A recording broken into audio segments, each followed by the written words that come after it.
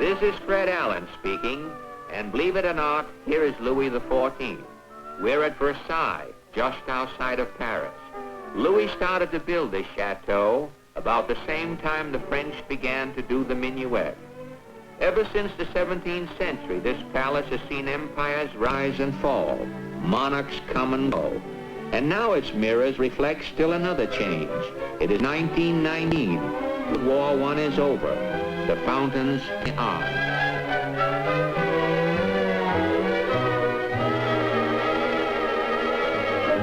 Descendants of the men and women who marched out from Paris in anger to grab Louis XVI and Marie Antoinette now rush out in joy to hail the 20th century peacemakers.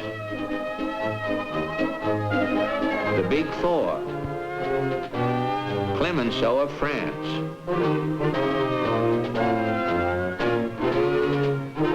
Lloyd George of England. Orlando of Italy. Wilson of the United States, the Puritan schoolmaster with his vision of tomorrow that has nothing to do with reparations and revenge desired by the old world diplomats. This man is an idealist who truly believes that to promote international cooperation and achieve international peace and security, he must guarantee the world remains safe for democracy. For Wilson, the heart of the peace treaty is in the covenant of the League of Nations, the covenant that would abolish war by law and reason. Through 6 long months of debate and intrigue and compromise, Woodrow Wilson has held stubbornly to his dream, and the covenant has been written into the treaty. Versailles is only a beginning.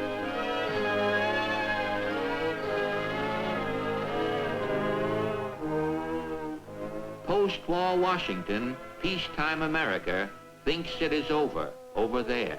To men like Senators Bora of Idaho and Johnson of California, Wilson's League of Nations looks like just another foreign entanglement, another European trap laid for innocent Americans.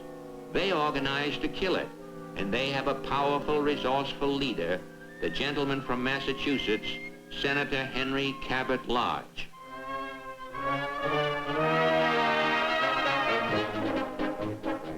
For Woodrow Wilson, for any idealist, there is always a long, long trail winding into the land of dreams. And if he be the president of a democracy, that trail leads back to the people. Back to the people Wilson goes. And with every fiber of his frail body, he pleads with them to believe that the affairs of America are linked to the affairs of men everywhere. See how the whole world turns with outstretched hands to this blessed country of ours and says, if you lead, we will follow. God helping us, we will lead. Dare we reject it and break the heart of the world, cries Wilson, at it. Apparently believing their vice president, Marshall, that what this country really needs is cigar. The treaty, the League, Wilson are rejected, and the heart that breaks is Wilson's own.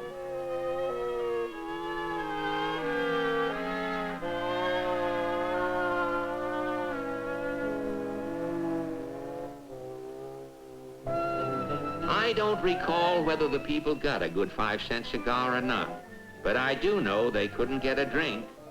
Prohibition is here, and so is Warren Gamaliel Harding, elected president by a record majority on the slogan, back to normalcy. There is no such word as normalcy, but the people want it just the same.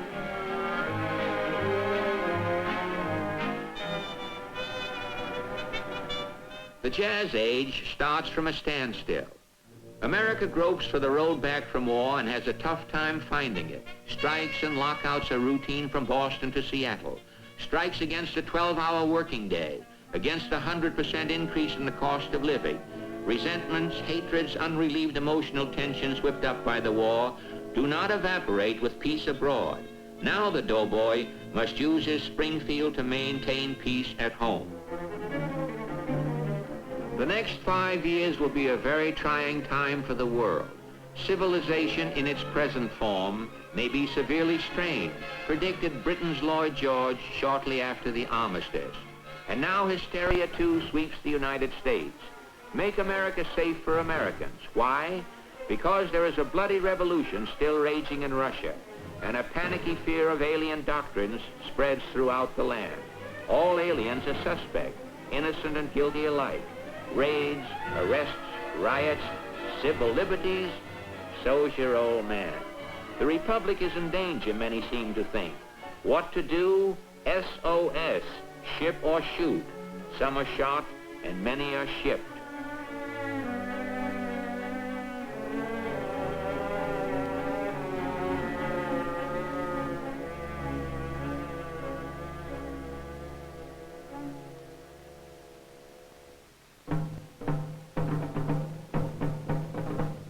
The Knights of the Ku Klux Klan, bigotry in bed sheets. The ignorant, the unbalanced, the venal completely pervert the motto, make America safe for Americans. Spawned by the Civil War, the Klan comes to life again in the wake of another war. Its symbols, the cross and the flag. Its weapons, intimidation and terror, intolerance and crime.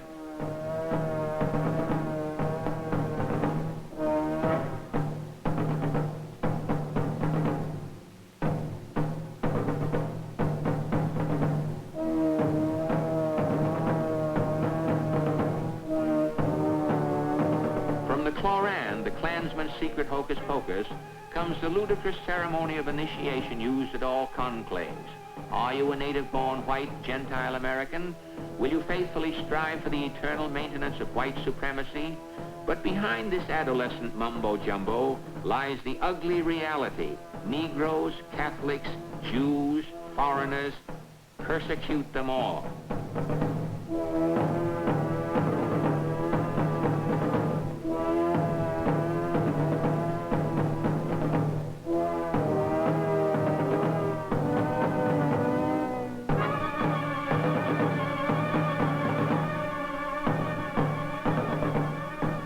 Pennsylvania Avenue, Washington, D.C. The invisible empire becomes bold enough, strong enough, 5 million strong, to make itself thoroughly visible.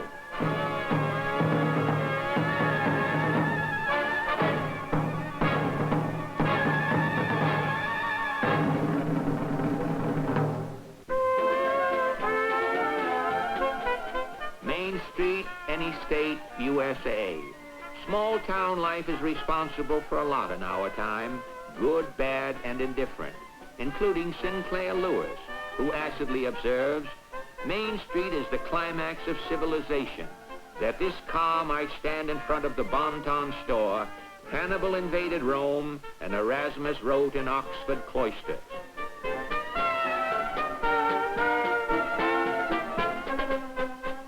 But Main Street doesn't care. It has ideas of its own, expressed in the Luncheon Club poetry of the George Follinsby Babbitts.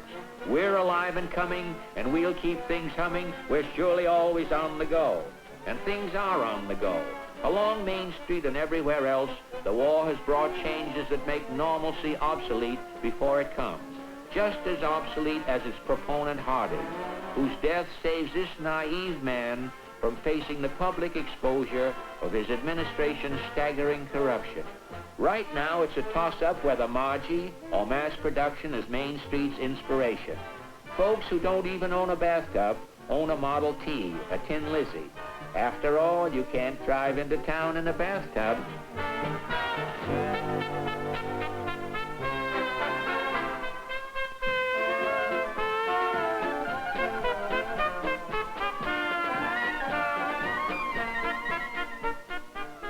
Not far from Pennsylvania Avenue, not far from Main Street, is another street, Wall Street. The business of America is business, announces the new president, Calvin Coolidge, to which the people reply, keep cool with Coolidge. And the sound of the stock ticker begins to dispel the woes of those who were hurt by the post-war recession and those who lost their shirts in the Florida land boom and bust. As Will Rogers tells it, people wire in, buy me some stocks. The brokers answer, what kind? And the buyer wires back, any kind. The Republicans are in. Ain't they all supposed to go up? Hallelujah, hallelujah, shoo the clouds away.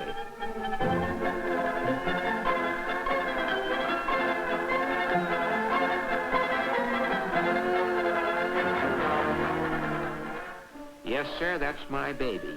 No, sir, don't mean maybe.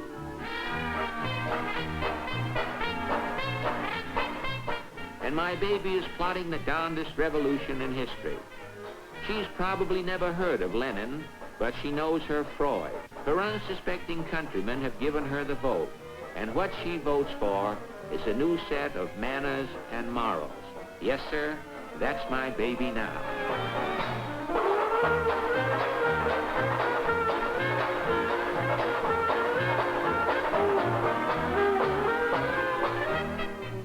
It won't be long now, announced the girls, as they head from the polling booth to the barber shop, disregarding the warning of an alarm press that the free and easy atmosphere that often prevails in the barber shop is unsuitable to the high standard of American womanhood.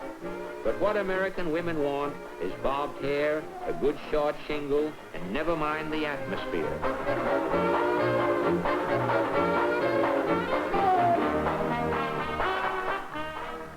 The automobile with prohibition in force becomes a portable saloon and a four-wheel sofa for flaming youth who are determined to listen to their libido and only to their libido.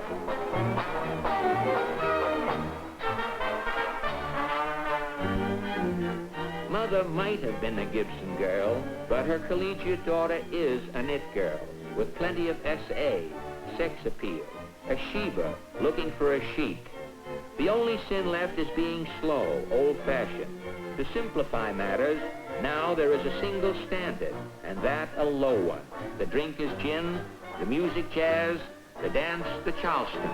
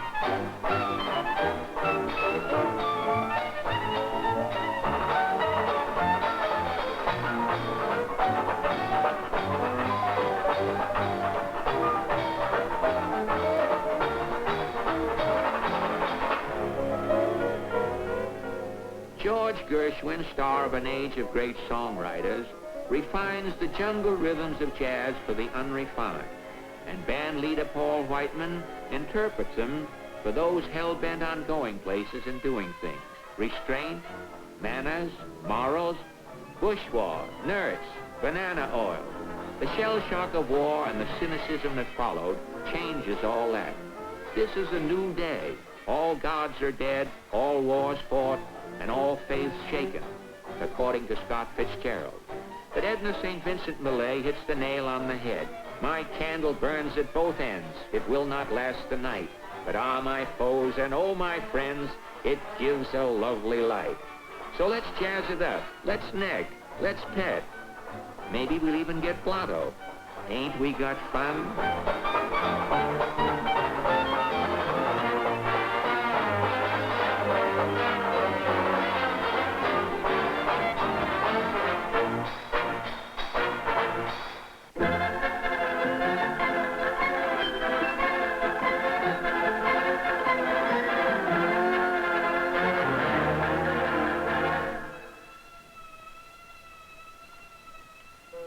It's 3 o'clock in the morning, any morning during Prohibition. In coastal waters, there are men at work, rum runners industriously obeying the law of supply and demand, but breaking all of the others. Prohibition, the 18th Amendment to the Constitution, was the final, and I must say, consummate result of the Spartan idealism that swept the country before the armistice. But that idealism is as dead as the League of Nations, and with it died any chance of Prohibition's success, if there ever was any. Bootleg hooch becomes the dictator in the revolution of manners and morals, and it also becomes a major industry, developing its own techniques of packaging, shipping, and merchandising.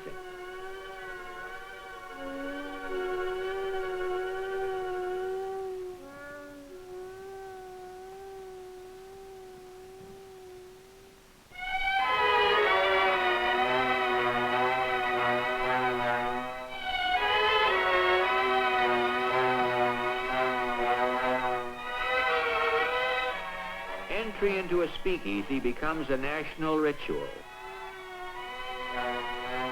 "No, I don't know you," says the bouncer.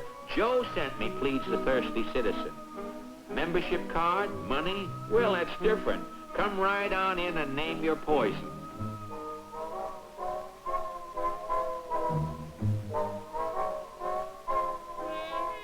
Nobody knows how dry I am.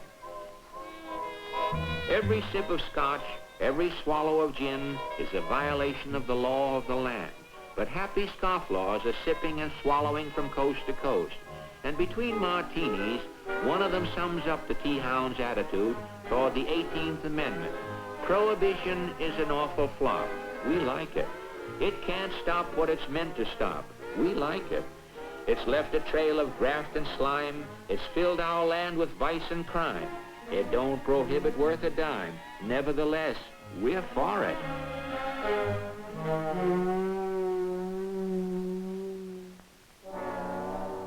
Ships can't bring in the stuff fast enough to quench the great American thirst. Alky cooking and hideaway booze factories turns out raw whiskey on a mass production basis. But the customer is always told, it's just off the boat.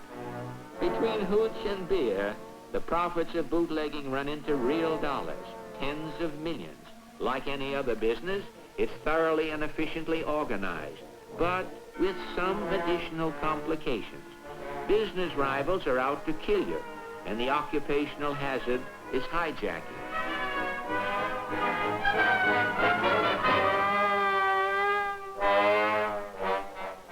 Gun barrels and beer barrels are a highly compatible combination, and so profitable that the boys can't resist moving into other lines of work. Now all you have to do is pay tribute to the gangs, and if you don't, all the gangsters have to do is wreck your business. A simple, reasonable arrangement, unless you become too objectionable. In that case, a representative from Consolidated Rackets Incorporated pays a routine business call.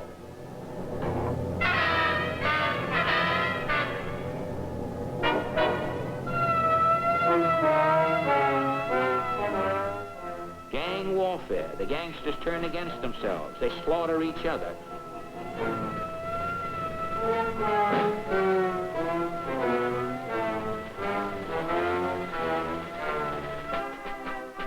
Murder becomes synonymous with Chicago, that toddling town.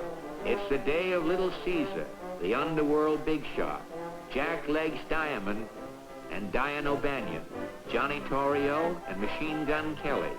Sure, there's an arrest now and then, for appearance's sake, but the legal department of Rackets Unlimited specializes in what is technically known as putting in the fix and beating the rap. And all real gangsters do just that. Public enemy number one, they don't come any bigger than Alphonse Capone. From the nothingness of a small-time bouncer, Scarface Al has risen to control a crime and vice syndicate that grosses $100 million a year, deploys an army of 700 thugs and gunmen, and corrupts, dominates the city of Chicago. Render unto Caesar, everyone does. But never fear, Mayor Big Bill Thompson is equal to the situation. If King George comes to Chicago, he tells his constituents, I'll crack him in the snoot. King George wisely stays home, but his son and heir, David, Prince of Wales, and England's most popular export, ignores the threats of Big Bill Thompson and sweeps America off its feet. Every debutante's mother holds these truths to be self-evident. All men may be created equal, but for a son-in-law, give me a prince any day in the week. Americans can take their choice, a prince or a queen. Royalty becomes as popular as mahjong and crossword puzzles. Queen Marie of Romania, sniffing the profits of ballyhoo from the faraway Balkans, arrives on the Leviathan for a command performance, complete with press agent, business manager, and a contract with a newspaper syndicate. But I'll tell the cockeyed world one thing this royalty has, that's charm and plenty of it. So much, in fact, that after the gals saw the Prince of Wales, they knew who had stolen their hearts away. And Queen Marie has the same effect on the boys. Who makes me dream all day? Well, you ought to guess who? No one but you.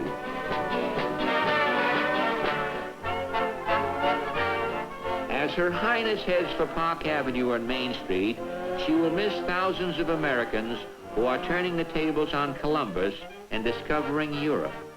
There's one foreign entanglement that nobody who can afford it objects to, an entanglement with France, which usually means Paris, and more people can afford it than ever before.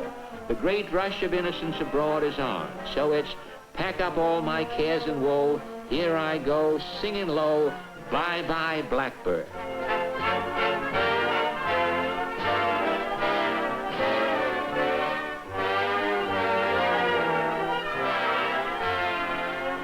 On the Ile-de-France, the Mauretania, the Aquitania, the Majestic, 500,000 Americans a year head for the promised land. Some in search of something, others to escape from something, but most just for the fun of it. And why not? Hasn't President Coolidge said that everyone can regard the present with satisfaction and anticipate the future with optimism? And didn't Henry Ford say 90% of the American people are satisfied? But Will Rogers, well, according to Will, I think Mr. Ford is wrong. It's just got so that 90% of the people don't give a damn.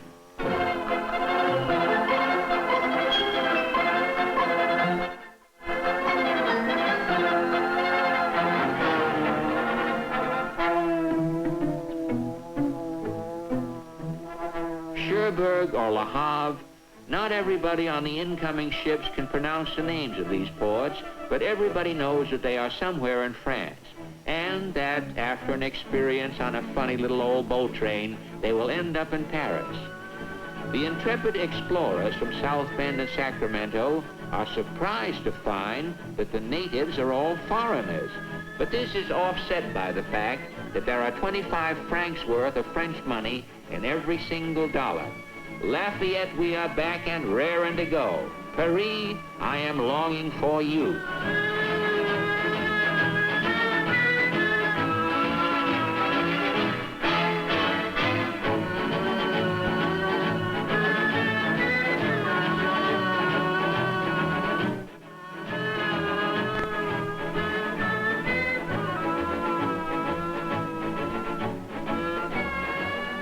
So this is Paris. Paris in the 1920s.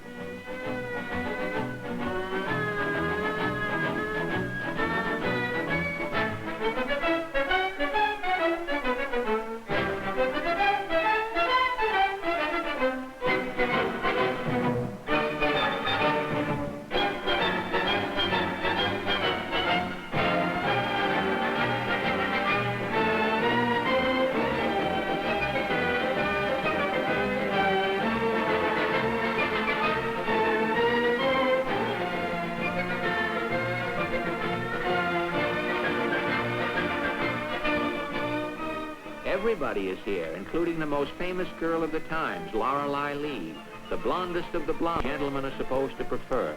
Lorelei doesn't know a word of French, but she doesn't need to. What would a Frenchman be doing in the Ritz?